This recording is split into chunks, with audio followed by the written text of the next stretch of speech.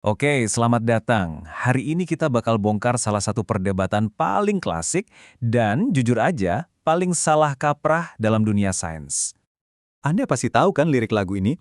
Dari mana matanya? Dari mamanya. Dari mana pahanya? Dari mamanya. Nah, lirik ini pas banget menggambarkan obsesi kita semua sama satu pertanyaan simple. Apa sih yang bikin kita jadi diri kita?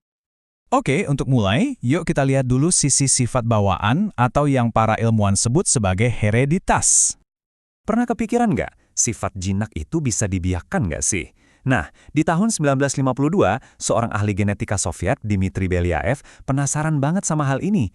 Dia coba bikin ulang proses domestikasi anjing, tapi pakainya rubah perak. Gila kan? Eksperimen yang super nekat pada zamannya. Dan hasilnya, wah, luar biasa cepat. Cuma dalam 4 generasi, rubah-rubah itu udah mulai kibas-kibasin ekor ke manusia. Generasi ke-6, mereka udah aktif cari perhatian, persis kayak anak anjing. Ini bukti kuat banget kalau sifat yang kompleks kayak jinak itu ternyata punya komponen genetik yang kuat dan bisa dipilih dalam waktu singkat. Nah, dari rubah, sekarang kita loncat ke cerita manusia yang jujur lebih bikin geleng-geleng kepala. Kisah si kembar identik yang dipisahkan sejak lahir, dan kebetulan dua-duanya dinamai Jim. Bayangin deh, mereka ketemu lagi setelah 39 tahun pisah dan kaget banget karena hidup mereka miripnya kebangetan. Sama-sama sakit kepala kronis, berat badannya naik di umur yang sama, bahkan kepribadiannya digambarkan identik. Ini bukti anekdotal yang kuat banget soal seberapa besar pengaruh gen.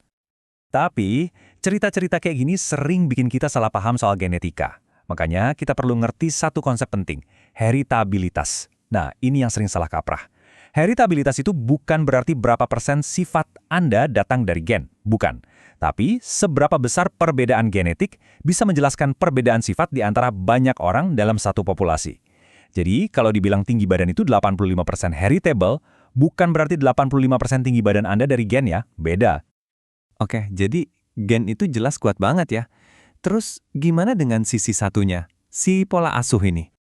Masalahnya, kata pola asuh atau nurture ini terlalu sempit, seolah-olah semuanya cuma soal gimana orang tua kita ngasuh kita. Padahal, kenyataannya jauh lebih rumit dari itu. Itulah kenapa ilmuwan lebih suka pakai istilah pengalaman. Anggap aja ini payung raksasa buat semua faktor non-genetik yang pernah mempengaruhi hidup kita. Dari sejak dalam kandungan sampai napas terakhir. Coba pikirin deh, penyakit yang ibu kita alami waktu hamil, makanan yang kita makan, bakteri di usus kita, bahkan cuaca pas kita kecil, semuanya itu pengalaman.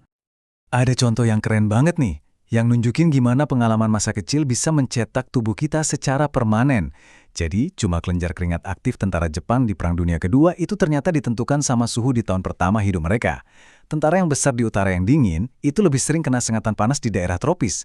Kenapa? Karena kelenjar keringat aktif mereka lebih sedikit dibanding teman-teman yang dari selatan yang panas. Keren kan? Dan pengaruhnya bisa lebih dalam lagi loh, kesehatan ibu kita, mikroba di ususnya, bahkan bulan lahir kita. Semua ikut andil membentuk siapa kita.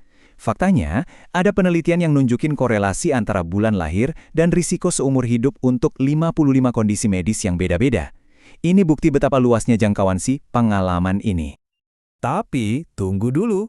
Bahkan gabungan hereditas dan definisi pengalaman yang super luas tadi belum cukup.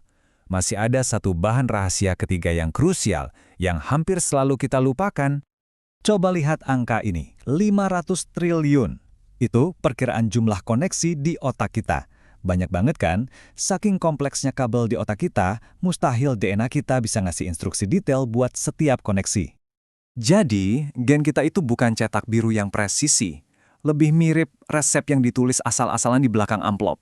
Kayak kutipan ini bilang, gen ngasih resep umum aja, sisanya banyak banget ruang buat improvisasi, kebetulan, dan ya keacakan murni. Nah, keacakan inilah alasan utamanya kenapa kembar identik pun yang DNA-nya sama, rahimnya sama, tetap lahir jadi individu yang unik. Sidik jari mereka nggak sama, bau badannya beda, bahkan temperamennya nggak 100% sama persis. Bukan cuma itu, sel-sel di tubuh kita itu terus berubah. Artinya, kita ini bukan satu entitas genetik tunggal. Kita ini lebih mirip kota metropolis yang isinya triliunan sel yang saling berhubungan tapi unik. Setiap sel punya genom yang sedikit beda karena ada mutasi acak yang numpuk seiring waktu. Jadi, sudah saatnya kita buang jauh-jauh deh ide sifat bawaan versus pola asuh. Yuk, kita ganti dengan formula yang jauh lebih akurat. Nah, ini dia gambaran yang sebenarnya. Individualitas kita itu muncul dari interaksi 3 kekuatan utama. Pertama, hereditas, titik awal genetik kita. Kedua, pengalaman, yaitu semua faktor eksternal yang mempengaruhi kita. Dan ketiga, keacakan. Jadi ini bukan pertarungan, tapi lebih kayak tarian yang rumit antara ketiganya. Kalimat ini mungkin kedengerannya nggak sekeren sifat versus pola asuh ya.